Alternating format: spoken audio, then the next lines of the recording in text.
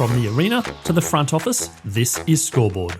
I'm Chris Titley, and each episode brings you stories from the game of sport, where mindset, money, and meaning shape what comes next. Athletes, coaches, owners, and business leaders unpack the moments that matter, because the Scoreboard isn't just about winning, it's about life beyond the game. Now let's get to this week's episode. Hi, it's Chris Titley here, and on today's episode of Scoreboard, the podcast, I'm joined by Carol Cooke. Carol, thank you so much for being part of this series, and finally great to chat after a bit of correspondence and some reshuffling from my end. Oh, look, thank you, Chris, for actually having me. I think it's great. And Carol, we're sitting here on Tuesday, the 20th of May in the afternoon. How's your Tuesday, 20th of May been so far? It's actually been really good. I didn't get up to ride outside because it was going to be a bit chilly, and I was out late last night.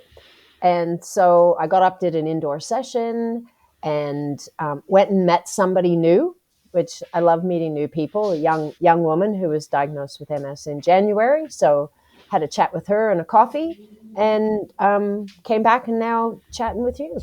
So yeah, excellent, great. You mentioned about MS here. I want to talk about your relationship with MS and basically how that, I suppose, the moment that all changed everything. And I've heard you speak on other podcasts and things saying it's for the better, even though it's obviously a very traumatic moment. Do you want to talk about that in your life to start off with?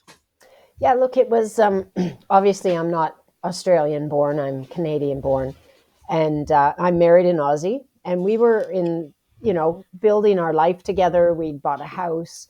I was building my career in Australia Post, climbing the corporate ladder, as I guess we can say. And then some unusual symptoms cropped into my life, lack of balance, fatigued, my eyesight started to go. And my doctor just happened to get a call from my optometrist who said, she's got optic neuritis, so maybe send her to a neurologist, because that's a precursor to multiple sclerosis. And it was something that he had never even thought about. So I went to a neurologist. He sent me for some tests. And the day I was going back, as is usual when we go to doctors, my symptoms had disappeared. So I felt like a real fraud going, thinking, oh my God, I've wasted his time. This is ridiculous. My actual GP thought I had an inner ear infection. And so I thought, yeah, that's all it was. And unfortunately, when I walked into the neurologist's office, he, in a really gruff and angry voice, said, hurry up, come in, sit down. And he pointed to a big armchair. And he pulled a film out of a big envelope, and I found out later it was my MRI film. And he held it to the ceiling light, and he said, look, he says, you've got multiple sclerosis, and you've got too many lesions on your brain for someone your age. So basically, your life as you know it is over. I'd suggest you go home and put your affairs in order before you become incapacitated. And that was like getting hit by a bus. I hadn't brought my husband along because my symptoms were gone. Because you thought it was an ear infection, right? Yep. Exactly. And I said one word that day, and he still hadn't even looked at me. And I said, what? And he dropped his head and he shook it side to side. He goes, oh, you heard me. You've got MS, and this silly sport stuff you do, you're not going to do that anymore, and you're going to have to quit work and go on a whole bunch of drugs. And to be honest, I have enough patience with MS. You'll have to go back to your own GP. He can look after you. And I was sitting in this chair, I think like a deer stunned in headlights. Like I'm stunned right now. I know. And with that, he put the film back in the envelope, and he walked to the door and he opened it. I'd been in there less than 2 minutes. And he opened the door and finally looking at me said, hurry up, I've got people waiting. And as I walked to the door, he slammed the envelope into my chest. And he had the audacity to say, see my secretary on the way out for your bill. Oh. I was like, you've got to be joking. And I walked straight past his secretary's office. And as I remember putting my hand on the door handle and her yelling my name, Mrs. Cooke, your account. And I just walked out the door. And the only thing going through my head that day was that word incapacitated, because I went to the really dark side of that word, thinking I was going to be, in bed 24/7, unable to do anything for myself, like the worst of the worst that you could think of. And I don't actually remember driving home. Don't remember parking the car. Like, I would have had to open 2 gates. Don't remember getting in the house. In fact, to this day, I don't remember ever paying his bill. And I hope I didn't. But I don't even remember getting one. And the next thing I do remember is sitting on the couch in tears, and because my husband was at work, and our 6-month-old puppy jumped up on my lap and started to whimper. And that kind of snapped me out of that. And right then and there, I made decisions that you should never make when you've heard traumatic news. So when my husband came home, because I wouldn't tell him anything on the phone, he called and I said, no, come home. So the poor guy took an hour's worth of public transport to get home, thinking I was dying. And when he got in, I told him what this doctor had said. And I said, now, before you say anything, I've made some decisions. And I told him I was giving him a divorce, and I would give him the house that we just bought. And I'd go home to Canada and let my family look after me. I was going to be incapacitated. And he just looked at me, and like a good Aussie bush boy, and you'll have to excuse the language, he just went, oh God, you're a fucking idiot. And I said, have you not heard what this doctor said? He goes, Carol, he's a bigger one. He said, we don't know anything about this. Let's find out some information first, because he had given me nothing. I knew about MS because the MS Readathon was actually started in Canada by my grade 7 librarian. I was Wow. the first person, one of the first people in the world to do MS Readathon. So I knew about MS. I didn't know about it. Yes. And then incapacitated was like so ingrained in your brain, right? Because of the traumatic delivery of information, right? Exactly. And I think the best thing that my husband then next said, and I am so lucky, and we're still married. We've had our 30th wedding anniversary this year. He said to me, he said, look, you don't have it, we have it, and we'll get through it. And that was I'm probably one of the very lucky ones, because I've known people whose marriages have just, I can't deal with this, I'm leaving, have fallen apart. So I've been very lucky. It hasn't been smooth sailing. We've had our ups and downs, just like anybody, and health issues, and, dealing with not only MS, but, just because you have MS doesn't mean you can't get anything else. So, other things that have cropped up over the years, unfortunately with me, nothing with him, but with me, that we've got through. You've got through it, and these words of wisdom at the time in terms of we are going to get through it has continued to hold fort for 30 odd years. Carol, that's a very truly traumatic kind of experience that you've gone through. But the doctor did also mention about your silly sports stuff. Where was the sport that you were doing at the time, and your love for sport? Where did that come from leading up to that moment? Well, I had grown up as a swimmer, and so I was still swimming as a master swimmer here in Melbourne. And that was when my symptoms first occurred. We'd been at the Masters Nationals. We were in Hobart. It was a really unusually hot weekend for Hobart. It was in the 40s. So I've since found out, after my diagnosis, that I'm heat intolerant. So because my core body temperature went up, all these symptoms showed up. That was the start to it. And I thought, man, what do you mean I can't do sport again? I was involved with my husband's football club, local AFL club. And like any woman would know, if you want to see your partner between February and October, you get involved with the club. And so I had eventually, over the couple of years leading up to that, I'd become the head trainer. So I was running around the football field, looking after injuries and stuff like that. And so now I wasn't going to be able to do that. That's what he was saying. So it was, I guess, the pig-headed and stubbornness of this little Canadian girl who decided that nobody was going to tell her what she could and couldn't do. And it didn't happen overnight. It took a long time to realize that MS wasn't who I was. It was just one part of the whole of me, and that I could do what I wanted to do. And if I had to do something differently, which later on in my para-sporting career, I had to do differently, then I would, but don't tell me I can't do something. So. You mentioned pig-headedness and stubbornness, but I might call it inner strength. Where do you reckon that inner strength has come from?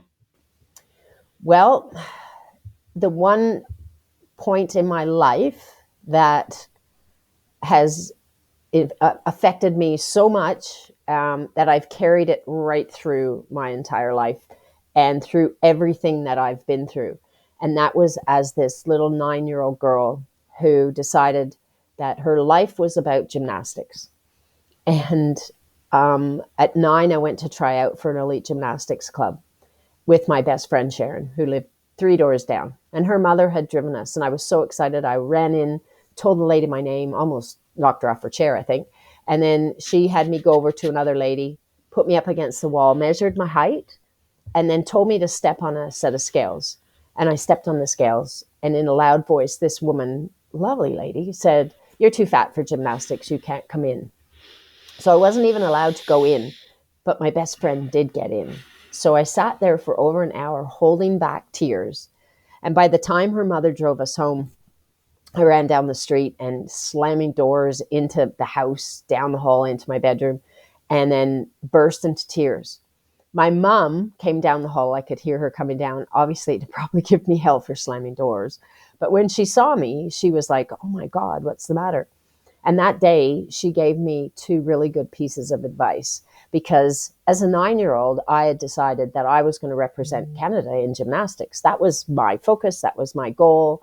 I'd seen my first games 2 years earlier in 1968, the Mexico Olympic Games, and that was my goal. And so when I told my mom I could never, ever do gymnastics again, she held me by the shoulders and she said, "Carol, never let anybody tell you what you can and can't do. If you want to do gymnastics, then you just bloody well do gymnastics. But the second piece of advice was, if you want to go to the Olympics, why don't you try a different sport?" And that was like, as they say, a light bulb moment for this little 9-year-old who thought, "Oh, wow, there's other sports I could try." Instead of, focusing on that one narrow pathway and that one straight journey to get to what my goal was, there were other ways I could do things. And that led me to swimming a year later. And by the time I was 15, I was swimming 5 hours a day at a national level. And my goal was the 1980 Olympics. Unfortunately, like most of the Western world, we boycotted those Olympic Games because they were in Moscow. And that dream died again. And I thought, oh my God. And so mom's thinking came into play. What do I do now? What direction do I go? I kept swimming, but it was then that I joined the Toronto Police Force. So life took a whole different turn. You were sort of, as kids do, they set goals or they look at big, hairy, audacious goals. Are you still a goal setter? Not in that big, hairy, audacious way anymore, I think. But yeah, I do set goals as to what I want to accomplish. If there's something I want to do. Right now, I'm looking at trying to build my speaking business. So that's my one goal. I've also just come back from being the team manager for our national paracycling team that went to the first World Cup in Belgium. So that was completely different, being on the other side of the fence. And it was quite funny because halfway through our 10 days there, I looked at the staff in a staff meeting and I said, "You know what? It's easier being a cyclist." I said, "Maybe I'll come out of retirement." And they all kind of looked at me like, "What?" And I said, "I'm just joking." But as an athlete that a lot goes on in the background, but until you're actually embedded in that background, you really don't understand how much goes on. And I was so tired by the time I came home. I thought, wow, this is hard. But, I would love to do that again. And whether I get another chance or not, that's up to the powers that be and how they want to run the program. So, that's a little goal in the back of my mind that, yeah, maybe that would be really good. So that's where I sit right now. And when you joined the police force that you're talking about, was sport kind of then just like the dreams, like put a big ruler through it when we're not going to make the Olympics? But you always kept your passion for sport? Did you stay healthy and active and play recreational sport? I did. And funny enough, the very first World Police and Fire Games were being held in 1985 in San Jose, California. And so they had sports just like the Olympics, every sport going, athletics, swimming. So I had kept swimming as a master swimmer just to keep fit. And I thought, wow, okay, I've wanted to represent my country at the highest pinnacle of sport that I can get to. Well, as the World Masters game or the World Police and Fire Games, this might be it. And so I did, and they were every 2 years from 1985. But in 1985, I met a bunch of Melbourne Fire Brigade guys and their families that were all there, and became very good friends with one couple who actually became like second parents to me. And so I traveled back and forth to Australia probably 9 times between 85 and 92. I just fell in love with the country. But I kept competing every 2 years at the different games where they were held all over the place. And I guess it was 1992, and I had at that point been working in the detective office, and I had a really bad case, a sexual assault case, which just really got the better of me. And I thought, do I really want to do this? And that's when I took a year off and thought, give myself time to think, is this a career I want to continue for the next, at that point it'd been 13 years. Do I want to continue this for the next, 25, 27 years? Or do I want to do something else? Which I had no idea what I wanted to do. And I thought, well, if I go to Australia and just drive around the country for a year, I'll work it out. And so that's what I did. Did you end up being one of those tourists that bought like a caravan, a camper van, and sort of went up the east coast of Australia and stayed at Bondi and all what the backpackers do? Airlie Beach? No, I was in Airlie Beach, but I drove. I had an old '76 Ford Falcon, dual fuel. I had my bicycle on the back, and I had a 2-man tent in the back, in the boot, and little camper van stove. And I just drove 37,500 kilometers around the country and went up the East Coast, came back down kind of through the center of Queensland and down through New South Wales, went across the Nullarbor, then right up to Darwin and back down through the center. And I'll tell you, I had the best year ever. It was so much fun. And when I got back to Melbourne towards the end of that year, that's when I met my husband. A friend took me to the local football club. And and simpler times back then. No internet, no mobile phones, no forms of communication. I'm curious to know what your first impressions were of Australia and some of the nuances. And you're like, huh? What? Well, I guess the very first time I ever came down here was 1986, and I don't know what I expected, to be honest. I was 26 years old, 25 years old, and it's like this stupid young woman that comes to Australia. I thought I came down with some friends who were visiting an auntie in Sydney, and so I'm looking at the map, and I thought, well, I can go from Sydney to Melbourne. I'll take the train, then I'll go across to Perth, and then maybe cut through the center, to see everything. There'd be a couple of hours from Sydney to Perth. You'd be right. Yeah, and I thought, I've got 2 weeks. I can do this. And when I got on the train from Sydney to meet these people I'd met from the fire brigade in Melbourne, and I was on the slow moving one that stopped at every bloody little town going, and it took 11 hours. I thought, it's this big on the map. We're not going to Perth. How am I going to do Perth? And that's what my love affair then began of, I've got to see the rest of the country. It's so different. But I think it was like 5 days into being here, and I was at one couple's house, and they had like a big atrium out the back looking onto a very big backyard. And it was just in Melbourne, Parkville, and right on the water, and so I'm looking at this back garden with gum trees and whatever. And I sat there for 3 hours because he was at work and she was at work. And when Ian came home, he said, "What have you been doing?" I said, "Man, I've been sitting here for 3 hours and I haven't seen one kangaroo yet." Wow. And it hasn't carried kids to school. And he just started to laugh, and he went, "Oh my God, are you stupid or what? We're in the city. It's a backyard. You're not going to see them here." And I went, "I've come all the way to Australia. I need to see a kangaroo." And that's when he took me down the coast to Wilson's Prom, and, out in the bush, and saw a whole mob. I was just over the moon, whoa, I've seen a kangaroo now. But it's interesting because when I first got off the plane and I was in the car, we had the windows down, and the smell the gum tree, the eucalyptus smell was something that I had never smelled before. And it was, even though we were driving like on the highway and, at the top end of the city, it was like, wow, that's amazing.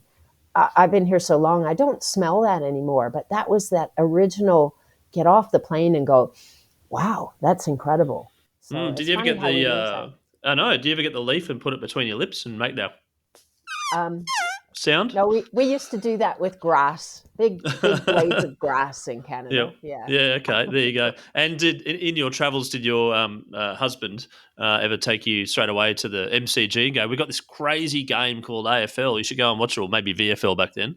It was actually not him, but when I came down, yes, my first game was at Mount Waverly, Hmm.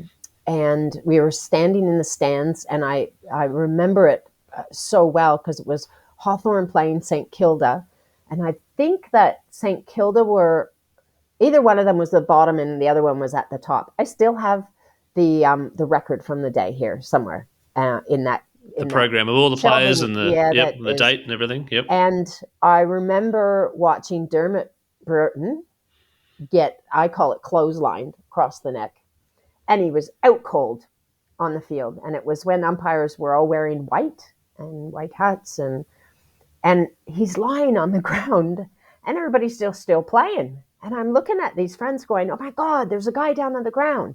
And these guys come out in white and carrying the stretcher, throw him on the stretcher, run back off, and the game kept going. And I'm like, what is this game? Like, this is ridiculous. And actually, I remember it was around 1990, 89, 90, where two teams came to Toronto and played at the Sky Dome. And so that Wow. was, I took all my friends going, you got to see this game because it's People just get not. knocked out and they get carried off and whisked off, Yeah, and it's yeah, play on. yeah, yeah. And I think people were more interested in the umpires. We had like five guys sitting in front of us in the stands, all dressed as umpires, and they had their white flags. So And they every were time doing there was a point or a goal, copying the umpires. So, but That's a bit of yeah, fun. and like I said, Russ was the manager of the local team, so it was like, I guess I better get involved. So it And was Carol, interesting. you obviously followed sport and been part of sport and travelled through Australia, etc. But then where did that spark come from again to go, I want to get back and start doing sport again, post the MS diagnosis? Well, it was interesting because I was still swimming as a master swimmer, and I guess it was 2005. The World Masters Games were on in Canada, in Hmm. Edmonton, and I thought, ooh, good excuse to go home for a visit. And then I thought, and then all of a sudden we heard that they were actually going to have para categories in swimming and athletics, first time ever at Masters Games. So I thought, oh, I wonder if I classify in swimming. So I called Swimming Victoria, went and saw a classifier, yeah, and was classified as an S10 swimmer. And so I did really well, came home with a bunch of medals. And it was funny because Paralympics Australia got in touch with me by email and said, oh, we've heard you've done really well as a para S10 swimmer at the World Masters Games. Masters swimming starts at 25, the age of 25. I was 44. They had no idea. And I remember it was Tim Matthews, who still works for Paralympics Australia. And he emails me and says, why don't you come to a talent search day?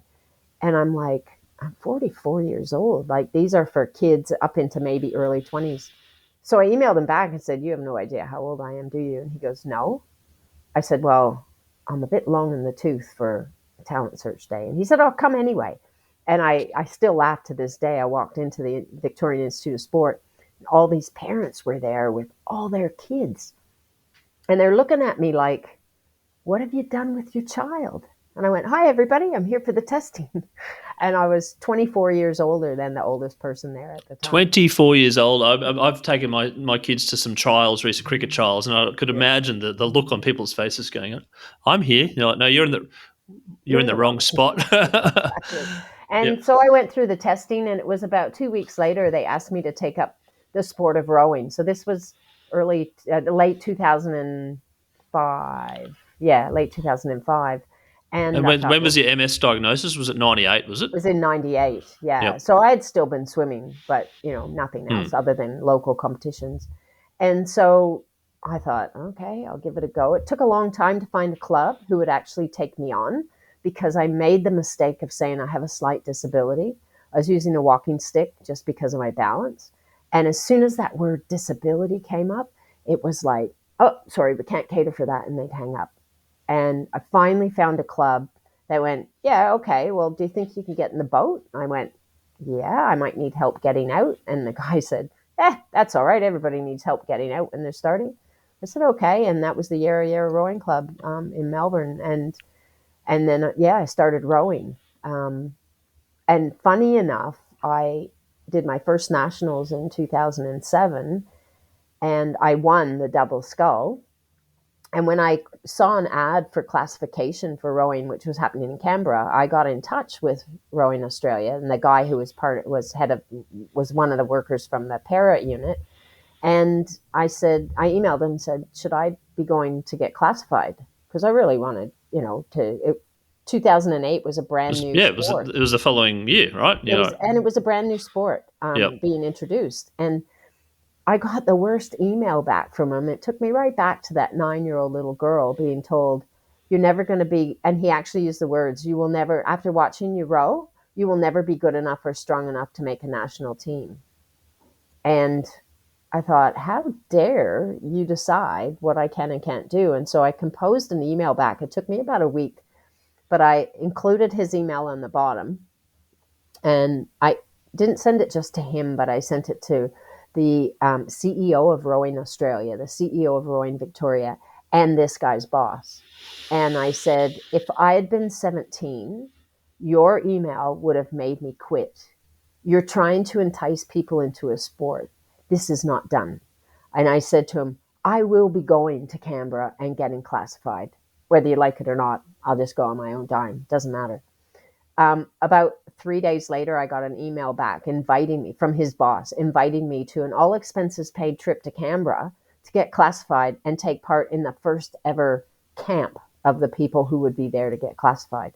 And so it changed the trajectory of things, which was great.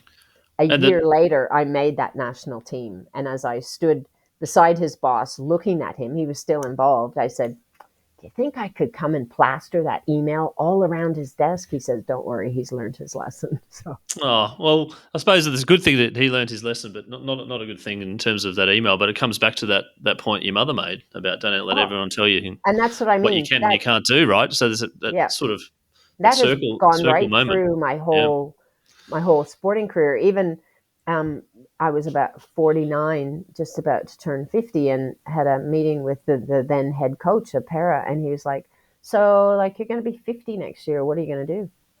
What do you mean? What am I going to do? I'm going to keep rowing. Oh yeah, but you're going to be 50. And I looked at him. He was older than me. And I said, well, you're older than 50. What are you going to do next year? I'm going to coach. I said, are you sure you're not too old to coach? That's a great comeback. Just threw it back at him. Yeah. Unfortunately, it was that year that he decided to dump our crew, which was the Coxed Four.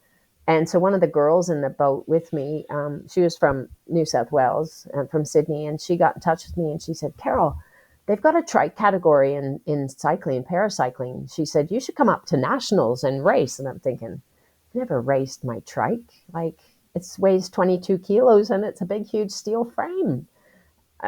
She talked. Yeah, how do you're like logistically? You're going, this is pretty hard to travel with it, I reckon. I'm thinking, how do I get it there? I actually had a friend in the garment industry.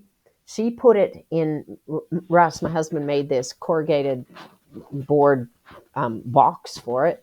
We put it on the back of this garment truck with all the garments going up to Queensland, and he delivered it to my hotel. And then after I'd left, he came back and picked it up and brought it back to Melbourne. So 4 days on the road going up, 4 days coming back, but I got it there. And how did it fit in a hotel room? Okay. No, it was in the underground garage. Did you get your little ticket? You're like, oh, just here to collect my suitcase. They go, oh, have you got the thing that's taking up half the storage? Yeah, that's exactly. Me. So, when there's a will, there's a way.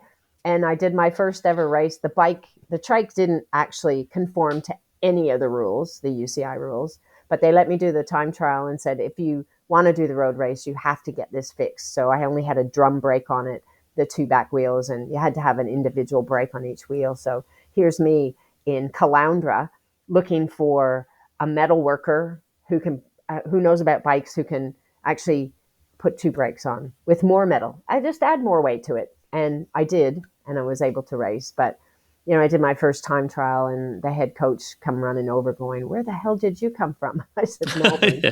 Then he goes, "No, in the cycling world." In the cycling world, no, he came from the swimming world. I said, came from "No, the rowing world, and I'm a now I'm in the rower." cycling world. I said, "I'm a rower." And he goes, No. He says, "You've just smashed the national speed for your category to make the national team." And I went, "Oh, what was that?" And he goes, "Oh my God." He says, "You don't even know what it was." I said, "No idea. I'm a rower." And he says, "I better talk to your coach." I said, "Well, keep talking, because I got a rowing coach, not a cycling coach." I'll talk to your manager. Well, that is me as Yeah, well. And what exactly. about you? What about your training partner? Well, I don't have one. It's me. It's me riding And so back the and forth love, to rowing. so the love of cycling came from swimming, from rowing to cycling, Yeah. and then the journey to London. Do you want to talk about the journey from that Oh, point on to London? well, that was only 2011. So London was the following year. And I went to my first world championships, and they paid for that heavy trike to go. And I was racing that bloody heavy 20 plus kilo trike against everybody else in the rest of the world who were on 15 kilos. And I ended up coming second. I was very disappointed at first, because I thought, well, I was told I was the fastest he'd ever seen in this category, but this bloody French Canadian chick beat me. So I wasn't the fastest. So I was really disappointed with second, but it gave me that drive to go, well, I got to beat her now. Um, I got the last spot. There was only 6 female spots out of 13 categories to make the team for London. And that's across track and road. And I don't ride track. Trikes don't ride track. So got the last spot, and I actually got appealed against by another rider, because in getting that spot, I wasn't racing other women. I was actually racing the men, because there just weren't enough female trike riders to have our own race. And so I was untested against the men. And so I got appealed against by another rider, who obviously the appeal didn't work. They still handed me the position. And I guess when I won, the head coach was like, "Oh, thank God, like you did what I knew you could do." So that was probably one of the best sporty moments of my life, was winning. I want to take you back to the world champs there, and reflection back to a young child who wanted to compete in gymnastics for Canada at the Olympics, but now you're competing in the world championships for Australia in cycling. Do you remember that time you first put on the Australian uniform and what that felt like? Oh, it was like incredible, because, here I was an immigrant to this country, and never in my wildest dreams did I think that I would be representing this country in cycling, like especially cycling. But the dream of representing a country was there. It was Was strong, there. right? Yep. And then all of a sudden it was like, this is a possibility that I can actually make that goal happen by getting to the games. And like I say to people, it wasn't the Olympics, it was the Paralympics. It wasn't for Canada, it was for Australia, and it wasn't in gymnastics or swimming. It was in cycling. But Yep. it's like, who the hell cares? It's like, I've finally reached it. My mom had a few issues because at one point she came to London with her sister and my sister, and my mom was wearing this big, huge Canadian flag top hat, and she had an Australian flag hanging off the side of it. And I kept trying to tell her, "Mom, I'm Australian now." And she's like, "No, you're Canadian in my book. The Australian's just there." So it was incredible. And funny enough, the official from the International Paralympic Committee, who was presenting our medals, happened to be a Canadian. And when he was talking to me with the 2 guys who had come second and third, he's looking at me going, "You don't sound like an Aussie." He says, "In fact, you sound like a Canadian." And I said, "Well, yeah, I'm Canadian by birth, but I'm an Aussie." And he's like, "What are you doing? You should be representing Canada." Oh, really? So, yeah. Here's a medal, but I don't like this. Here's a medal, but geez, what are you doing? Yeah. So that You're not saying g'day, mate. no. So it was funny. And London, But your first Olympics, the atmosphere, Paralympics. We're Paralympics. very Sorry, proud of being sorry. Paralympics. Yep. My mistake. Yeah. Thank you for correcting me. First, No, that's right. Paralympics in London. The vibe, the atmosphere, everything, all the Oh, emotions. I'd imagine. it was unbelievable. Like when, because I ride three wheels and the hand cycles, we had two hand cyclists and myself. We didn't actually go to the village till the weekend between the 2 weeks because we weren't racing. It was all velodrome stuff, and there really wasn't anywhere for us to train. So we stayed in France, came in that weekend, and it was like we each had our own individual driver to take us to the games village. But as we're driving, like even in the airport, all the signage, there was not one word that said Olympic. It was all Paralympics, photos of Paralympians, British Paralympians, everything had been changed. Like the big billboards, there was not one sign of Olympics. And it was like, oh my God, like your heart starts to pound and you think, I've really done it. I've really actually made it here. And I guess I look at it and I was so shocked to actually win. Um, I figured I'd done my best. When I finished my time trial, thank God I'm on a trike because I would have fallen over.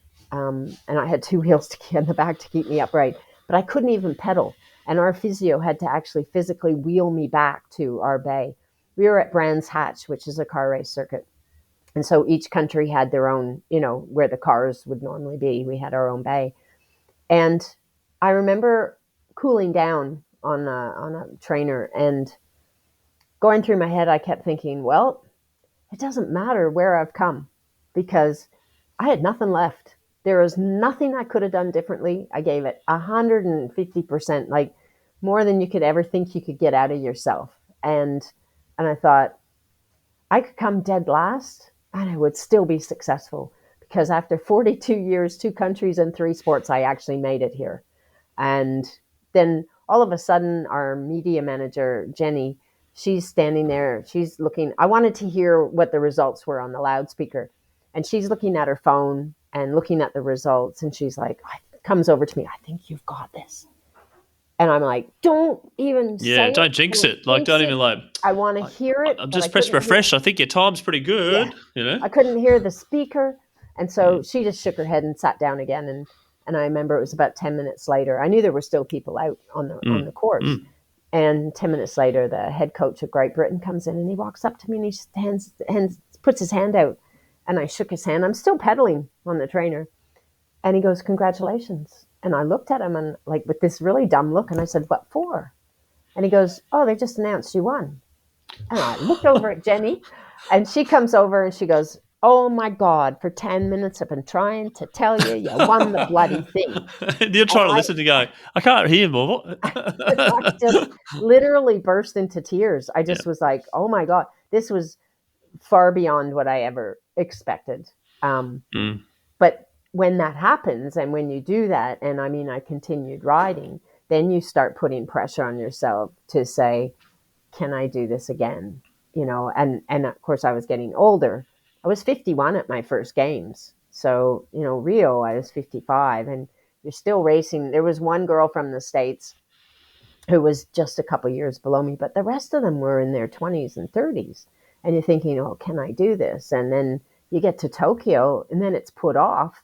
And now all of a sudden I'm 60 and I'm racing 30-year-olds and I'm thinking, oh, what am I doing? And to be honest, I won silver in Tokyo in the time trial. And I remember standing on the dais and I'm looking at this silver medal and I looked next to me and it was Jana, who's a German girl. I've been racing since day one.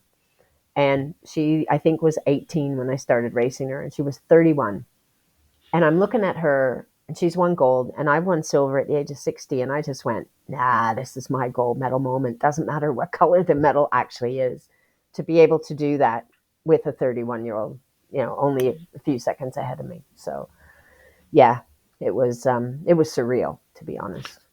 I'm going to ask you about your relationship with winning post that gold medal because you did touch on there like, oh, hang on a second, I'd love to win the next Olympics. I'd love to do this. I'd love to do that. Did it change your view? Because in London, you're saying that you just gave everything. It wouldn't matter if you came 10th.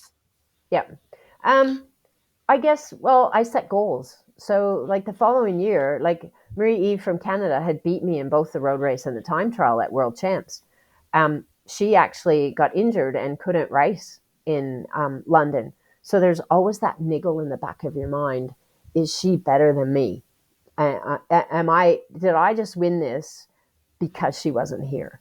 And because it was a factored race, like they had, a percentage of what my time against the men would be. And I don't know how they work it all out. And so there was always that niggle of, I better go next year and race at World Championships because I need to see where I sit. And that's when I won both of them. And I thought, okay, I had no thoughts of Rio because I figured Rio, I'll be 55, too old. and so I just started after that. I thought, I've done what I wanted to do. I'm just going to ride because I'm passionate about it. And I actually say that to young riders now. Why are you training? Are you doing it because you're passionate about it, or are you just trying to make a team? Because if you're just trying to make a team, it's not going to work. You've got to enjoy getting up early, getting out in all kinds of weather, making sure you go to the gym, doing the stuff that, one day you wake up and go, oh, I really don't want to do that. And then you think about your competitors and think, oh, well, they'll be out working, so I better go. And if you're not passionate about getting up and doing that, then, why are you doing it, to be honest? So it was just that passion that fueled me. It became my social life.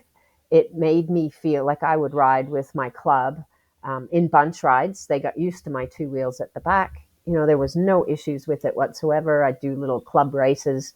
I came dead last, but it didn't matter. I was having fun. And it became my social life. And I thought, well, I'll just keep riding, see what happens. And then I just happened to be good enough to actually make another games team, which was, I couldn't believe. And then I didn't have to race the men. So that was the big challenge was, can I win now that we've got that many women that were racing together? And I'd been beaten in 2015 by the American girl, Jill Walsh, in the road race at the Worlds. So it was about, okay, what do I have to learn to do differently? And my cornering was really bad. So it was about, learning how to get in and out of roundabouts and faster than anybody else. And just those little 1% things. And I loved doing that. Like I was passionate about getting out and working really hard and feeling the endorphins. And you finish the session going, yeah, it hurt like hell, but geez, that was good. Yeah. And I just was so lucky that, I was able to put what I learned from that loss of the road race into the road race in Rio and smash them. Like I took off when I was told to do it. And I did everything. I followed. It was all about following the process, not thinking about anything else but that process to follow and what I was supposed to be doing at each certain times with how many kilometers left and stuff like that. So that was just, that was surreal. Honestly, Rio, winning both the road race and the time trial, I thought it can't get any better. No. Carol, I'm curious, what goes through your head when you're cycling? What are you thinking about? When I'm just cycling or when I'm racing? When you're racing. Racing, it's just the process. And it's the process of where you are, what you're doing, and the splits, Yep. etc., or nothing else. Not about the shopping list, not about reciting algebra or song lyrics or anything. No. And like for a time trial, you like take Tokyo, for instance, we had actual footage of the time trial, like of the course. It was at Mount Fuji Speedway. So we had somebody go over. There's a company called Full Gas. They do virtual cycling online. And Mike went over and he actually, who had been the owner of Full Gas at the time, and he went and filmed a video of the course. And on Full Gas, you actually ride it. You ride the ups and downs. So I must have ridden that thing 100 times. And you work out what power you need and where. So it's a whole process. I got to that course and I knew when I started, it was downhill, where I needed to, put the power on, what power, like you given actual numbers, the sports scientist works with you and goes through and you should be doing this power here and averaging this. And, so it's the process. It's not about, oh God, my legs feel dead, or, I got a niggle here, or I can niggle here or niggle there, or I'm feeling the wind or something. Oh, geez, it's a bit windy or breezy. You just going, no, I've done this 1,000 times. I know how to do it in my head. Let's just go and execute. Yeah. unfortunately, the road race, I should have realized, Marie Eve, my Canadian friend, I was behind her, which is never a good place to be because Marie Eve liked to crash quite a bit. And unfortunately, on a downhill at about 45 kilometers an hour, there was a slight bend to the right and she crashed. Um, I had nowhere to go but over top of her and hit the pavement. And it was wet. And so, which was actually in my favor because it made me slide. I lost a bit of skin, but I also deflated my lung. And not knowing that, I just jumped up and, got my trike, got a wheel changed and got back on. I thought I was only on the ground for, 30 seconds. It turned out it was about 2.5 minutes and a lot longer before I actually got back on and started riding. But I was like, I'm going to catch them. I've still got another lap and a half to go. And we'd only been 9 minutes into the race when she crashed. So I thought, yep, I've got time. I can do this until I hit the hill up to the start finish line, which was a 3K climb. And I couldn't breathe. I thought, okay, there's something a little wrong here.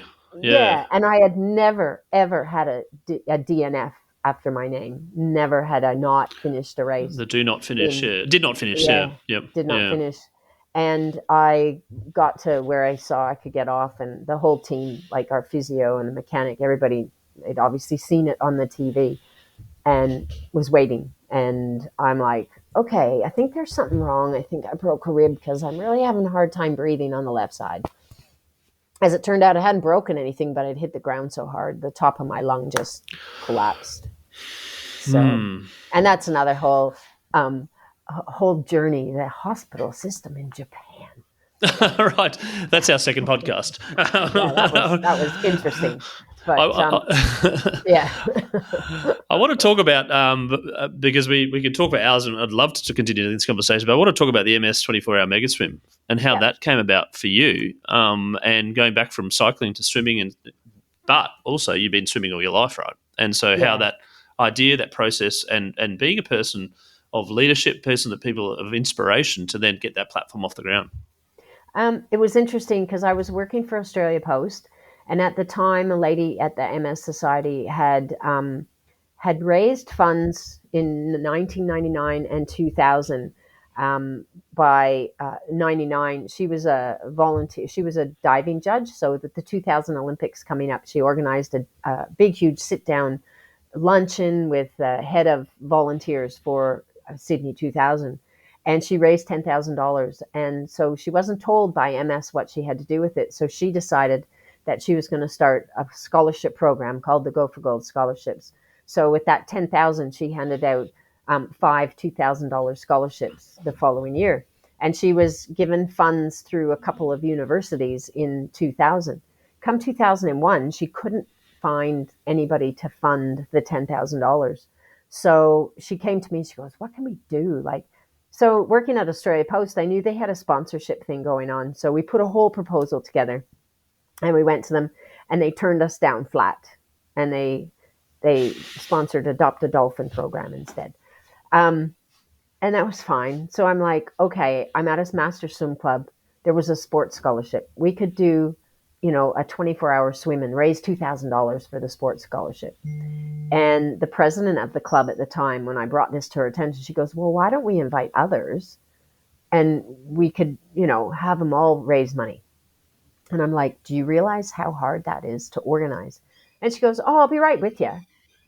And subsequently, she left the club. So there I was hanging the bag going, okay, the City of Viera has donated the pool. I guess I better do something about this. And so I just started making phone calls, other swim clubs, Australia Post, like businesses. A friend worked at IBM. She got an IBM team. Anybody that I could literally go, I need swimmers. And so we had our first one in 2001. And I went to the Fitzroy Rotary Club. I had actually spoken there as an ambassador for MS, about MS. And they were my local club. I lived in the area. And so I went to them and I said, I've got a question to ask you. And this was, I guess, the end of 2000 when I was starting to get this going. I said, I need you to run a barbecue to feed this was the following year, just to feed my swimmers. Because last year I bought pizza and it didn't last very long. I said, there's just one catch. I said, I can't pay for the food. You'll have to donate it. And could you run it for 24 hours? And I said, you don't have to give me an answer right now, but come back to me. And literally the president stood up and said, who wants to do the roster? And this beautiful woman by the name of Ann Davey stood up, put her hand up, said, I'll do the roster. And to this day, we're now 25 years into it, Ann Davey has been involved in that barbecue and in swimming. So she actually comes and swims in the swim. I ran it for 20 years. It was fabulous. It was supposed to be a one-off. 2001 was going to be a one-off until somebody at the back of the room, when I was handing out some awards, just silly awards, said, oh, when is it next year? And I thought, oh my God, really?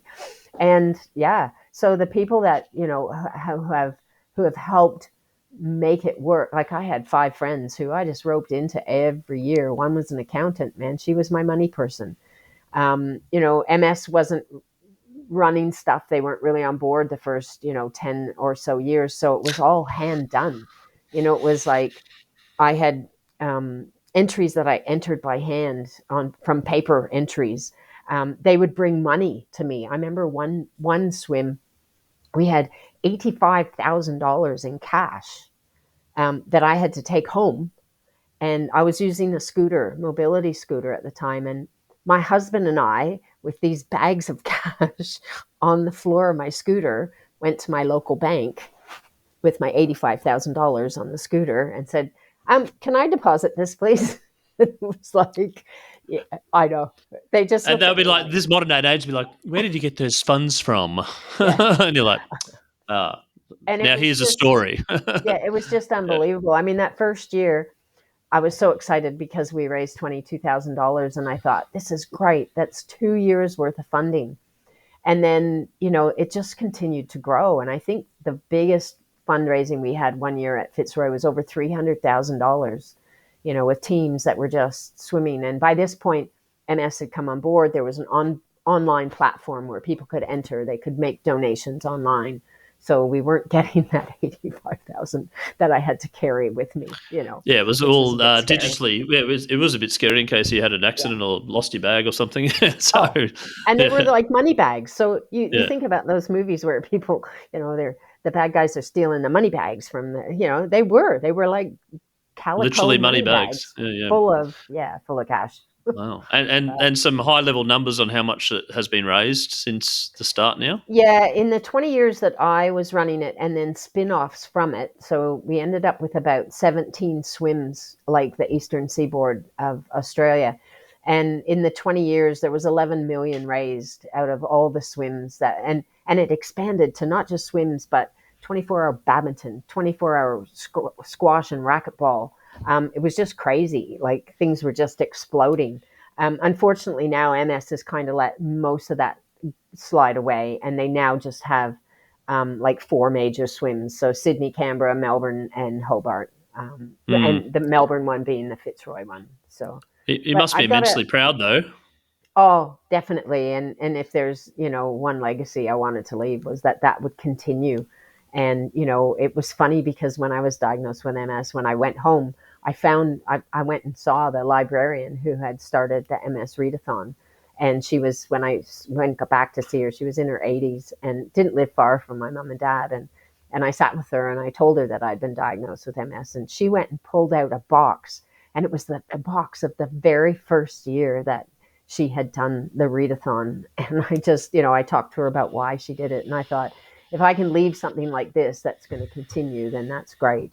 As long as the money is going to where I wanted it to go, to the scholarships. And yeah, they've scaled those back. I had boosted them because we were raising so much money.